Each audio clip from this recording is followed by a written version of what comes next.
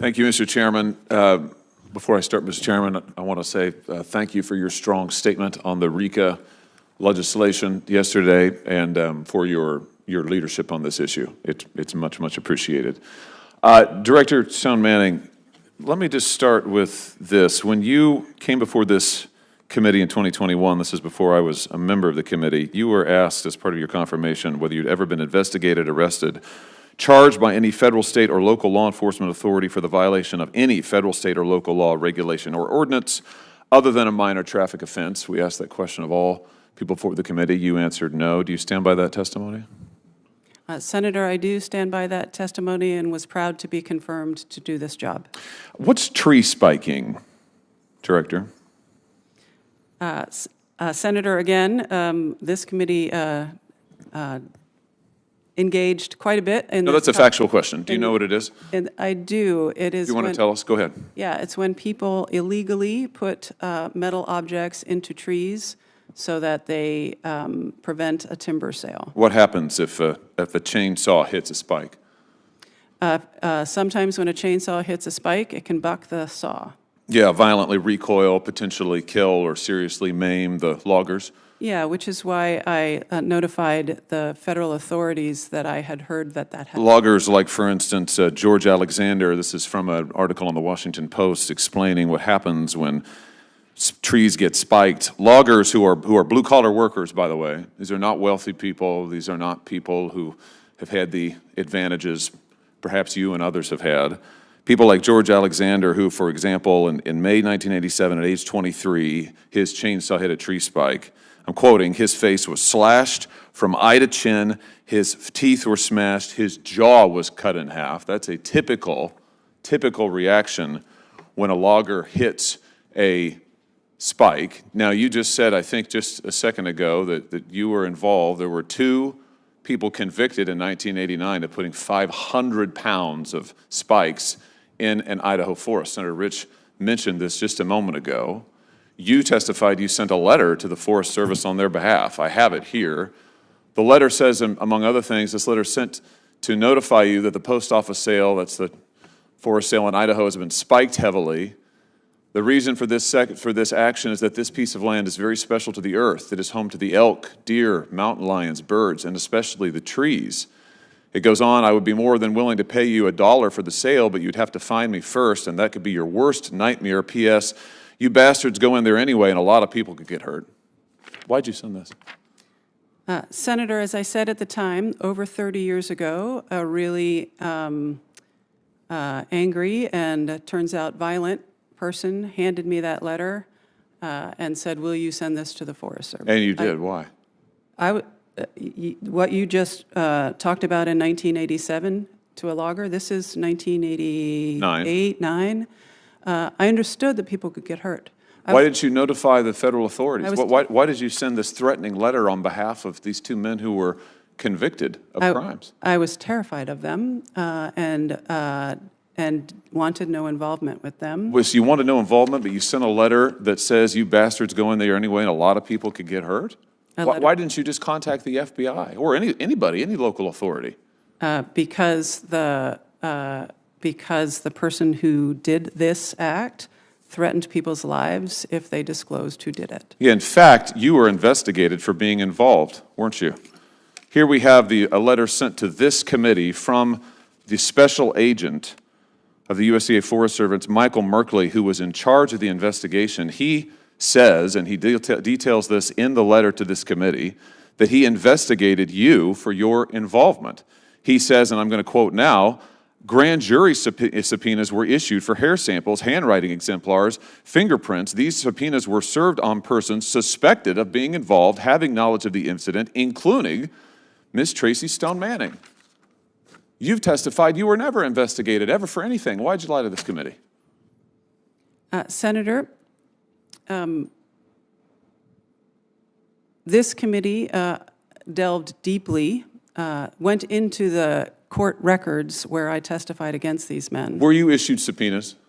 No. You were not issued subpoenas? I was issued a subpoena to appear before a grand jury. Really? Because here's what he says. Ms. Stone Manning was extremely difficult to work with. She was antagonistic. She was uncooperative, refused to provide her hair, handwriting exemplars, and fingerprints as ordered by the grand jury. It was not until after we informed her she would be arrested if she did not comply with the subpoenas that she provided the samples to me. So you were subpoenaed. Senator Hawley, you were the target of an expired. investigation. Do you have a question? You were the target of an investigation. You lied to this committee. Why? Senator, I never received a target letter. I'm curious, I understand why this committee jumped over 30 years of my career in considering my nomination and went to a salacious moment from graduate school where I tried to protect people. What I don't understand is why we're not looking at the last 3.5 years now. Here's why. Senator It's because people are killed in these kind of incidents. It is an act of terrorism. Your time is expired. A special agent in charge found that you were involved. You lied to this committee in saying that you were never investigated. Senator you were never Hawley, the target of investigation. In fact, you were. Your time you lied to us is blatantly, expired. and you know it. Senator Barrasso. Thank you, Mr. Chair. Ms. Stoneman, the Bureau's Rock Springs Resource Management Plan will devastate the people of Southwest Wyoming, lock up millions of acres of land, local communities. The entire state relies on those lands. The governor, state legislature, county commissioners, local communities all strongly oppose this plan. So why are you ignoring Wyoming's opposition to the plan across the board? Senator, thanks for the question. As you know, the Rock Springs plan there's a draft out. There was a public comment period. There was a lot of hyperbole about facts that were not true about the plan. So we've done a lot of education work with your constituents about what's in the plan. More importantly, we extended the public comment period and worked with the governor. He stood up a task force, and those folks got to walk in the shoes of our BLM field staff in Rock Springs to give us recommendations for the final. We're digging in, looking at those recommendations, and I am certain that Wyomingites will see their voices reflected in the final. Well, I just hope the BLM does not dig in, but actually reverses course on this issue. Last month, the Bureau took steps to prohibit coal leasing in the Powder River Basin. The Bureau claims that coal production in the region won't be impacted until the year 2038, so 14 years from now. The Bureau claims that existing leases are sufficient to meet expected demand for coal. My question then is, why is the Bureau taking this action now if you don't say it's going to have any impact for at least 14 years? Senator, thanks for the question. As you know, the President has asked us to turn and transition to a clean energy economy. The lands in the Powder River Basin are leased through 2041. And so you see the draft or the final before you. The record of decision is still in formulation. Well, I'd point out that a front-page story in the New York Times not too long ago pointed out that this president's pipe dream is not actually something that can be possibly done in our country and our needs for energy, as the committee hearings have shown again and again and again. I think this plan is completely reckless. Last year, the Powder River Basin supplied 45% of all the coal mined in the United States, and if this carbon-free grid doesn't materialize, and I don't believe it will, what do? You suggest that we start importing coal from China and other places? Senator, I have great faith in the ingenuity of the American people. We are hard at work every day. We have permitted 7.9 gigawatts in just 3.5 years. I believe we can reach the transition the President has asked us to reach. Well, I agree that the ingenuity of the American people, it's really hard when your agency continues to block efforts to produce the critical minerals that we need and so much of the product that we need for the American economy. So in April, your Bureau issued a rule that will dramatically raise bonding requirements on oil and gas producers. This is money that producers must pay up front in order to operate on federal lands. According to the data from your own department, there were only 37 abandoned wells on lands managed by the Bureau. It's less than 0.1% of all the wells that the Bureau manages. So how do you justify your decision to increase bonding requirements by as much as 25-fold? Senator, both the Government Accountability Office and the Inspector General have written reports that suggest, I think rightly so, that our bonding rates, which are over 60 years old, are not high enough. We have thousands of idled wells on our public lands. And idled wells are the last stop before they become orphaned. Not all of them become orphaned, but the GAO found that thousands of them will. Yeah, well, I don't buy it. This rule to me is completely arbitrary, it's punitive, and you're trying to drive oil and gas producers off federal land. I think it's disgraceful. Finally, in my remaining time, Wyoming is home to the large population of greater sage grouse and its habitat. For over 15 years, with Republican governors, Democrat governors working together, Wyoming has been at the forefront of adopting new management approaches to protect the species. Instead of working with Wyoming, your Bureau plans to upend the state's successful efforts at balancing conservation with economic development. Why are you ignoring a state that has proven time and again that it can successfully protect the species? Senator, respectfully, I have a different view on our work with your state. We've been meeting twice weekly with the state of Wyoming as we develop the sage grouse plans. The only way to make these plans work is to work together with our partners in the states, and we have been doing so, and Wyoming has been helping us lead the way with the Sage Grouse Task Force at WGA.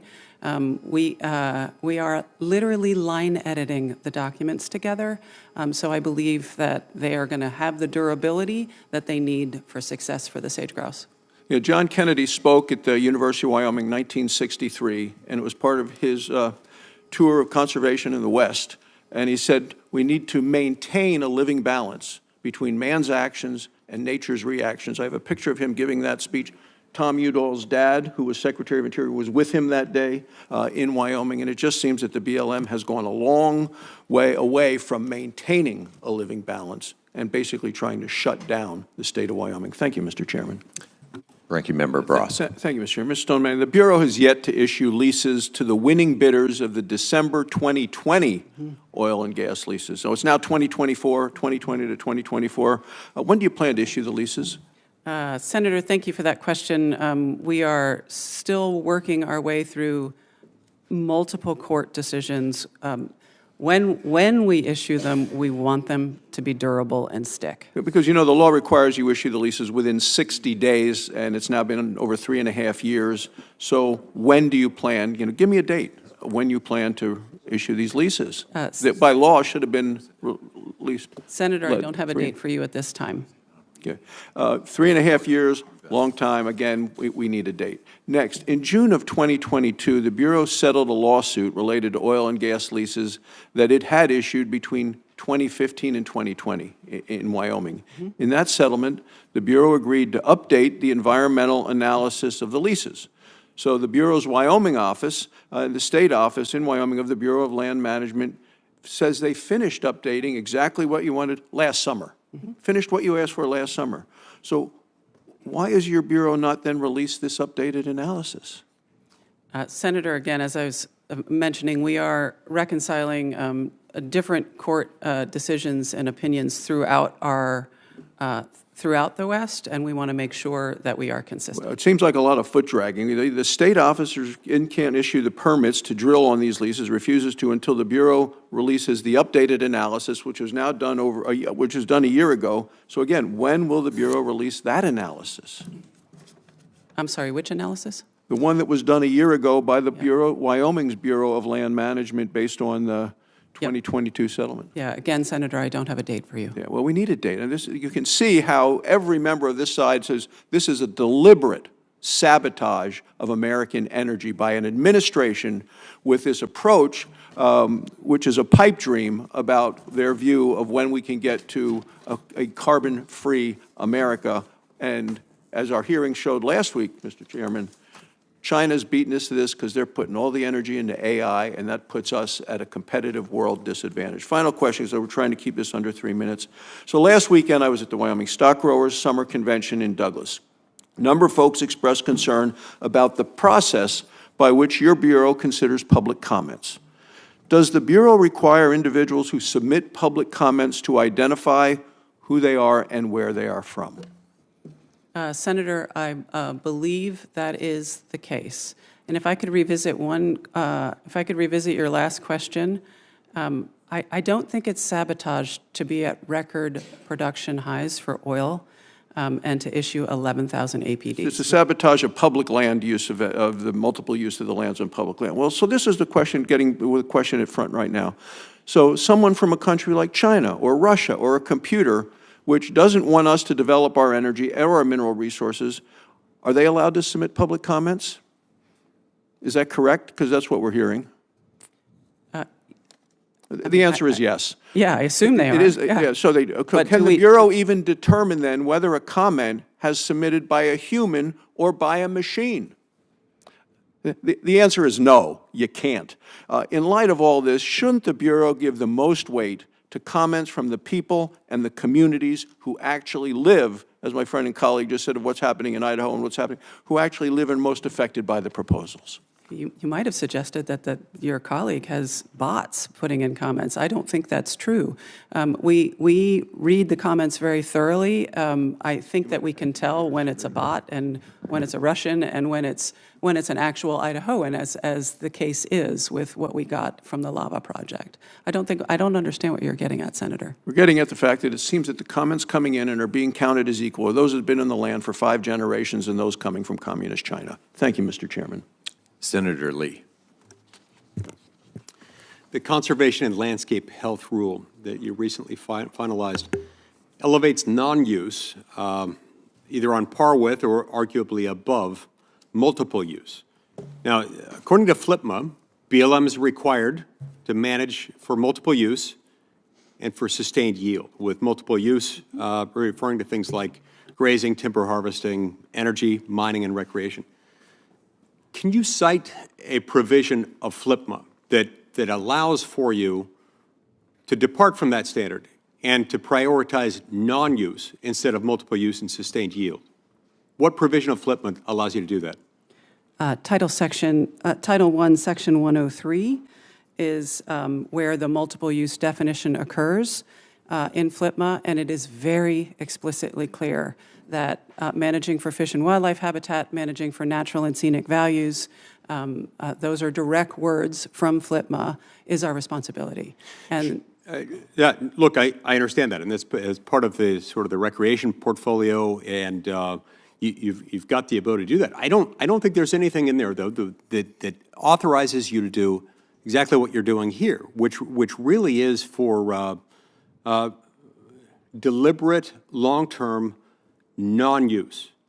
This is a frustration that I have, and it's not just me that has it. I hear every day, all the time, from constituents, from local officials, who are increasingly frustrated at the direction that BLM has taken under your lead. Now, keep in mind, the federal government owns 67% of the land in my state, and the biggest share of that is Bureau of Land Management. And so we live as subjects to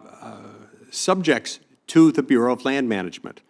And increasingly, BLM under your leadership seems to have taken an approach that manages these lands like a museum. It's a you can look but you cannot touch sort of approach. These are in people's backyards. You can hardly throw a rock in any direction in Utah and not hit federal land. Now, that portion of the land in my state, the portion of the 67% of the land in my state owned by the federal government, your portion of it amounts to 22 million acres in Utah. That's 7 million acres more than all of the land, not just the federal land, but all the land in the state of West Virginia. And month after month, a sweeping new policy or management plan seems to be imposed by your agency, harming Utahns who rely on the land for their livelihood, who rely on the land for all sorts of things. Now, the agency has strayed pretty far from its statutory mandate to manage this land for multiple use and sustained yield. The conservation rule is a pretty blatant example of this museum approach of you can look but you can't touch, one that's taken over the BLM. And I don't think it can be fairly reconciled with FLPMA. Now, Neda Wolf-Culver currently serves as the Director of Policy and Programs at BLM. And as you know, Ms. Culver previously worked as Senior Counsel and Director of the BLM Action Center at the Wilderness Society. While in that position, Ms. Culver was personally involved in advocacy and litigation regarding travel management planning and route closures in Utah. And in fact, Ms. Culver helped negotiate the settlement agreement a few years ago between various environmental NGOs and the Obama administration that established the process and the timelines for updating Utah travel management plans. Last fall, BLM closed 317 miles of historic roads in Utah as part of the update to the Labyrinth, RIMS, Gemini Bridges travel management plan. Director Stone Manning, Ms. Culver reports to you in her current role as Deputy Director. So I'd like a yes or no answer on this. Did Ms. Culver have any involvement in the decision-making for the Labyrinth RIMS plan? Principal Deputy Director Culver does report to me, and the Labyrinth Travel Management Plan decision came from the ground where it should come from. And it was a part of a legal settlement. We got sued and... No, I get that, but that's Yeah. not my question. My question is whether she herself had any involvement in that. Senator, decisions like that sometimes come to headquarters for review. I don't know if that particular plan came for review or not. Okay, so, look, she either recused herself from that decision or she didn't. Which is it? Senator, she worked for the Wilderness Society and was wildly competent in that job. Oh, I don't doubt that. Seven or eight. That is not the subject of my question. What I want to know is, was she or was she not involved in that? She does not have to recuse herself from the Wilderness Society. She is out of the recusal period. Okay, so you're saying that it's okay for someone with a history of advocacy and litigation on these routes, not just routes like these, but on these specific routes. She was involved in litigation as an advocate specifically on these routes. Her name, I believe, is on the settlement, the consent decree documents that resulted in this process. Saying that it's okay for her to do this and that she can impartially oversee the BLM's travel management planning in that area. Senator, we adhere to high ethical standards at the department, and we've done so here. All right. Senator. Can I ask one follow-up? I'll be quick. Very quickly, please. All right, look, your updated Western Solar Plan expands solar development on public lands. How are you going to ensure that the expansion doesn't disproportionately limit other critical land uses, things like recreation and wildlife conservation and grazing? Yeah, Senator, you've hit the nail on the head on what we do every day, right, is balance all of those uses. And the Western Solar Plan is going to help us guide solar development to places so that those decisions become more durable. So we've got this programmatic look at where development should go so that when we do the individual NEPA analysis, it becomes more durable.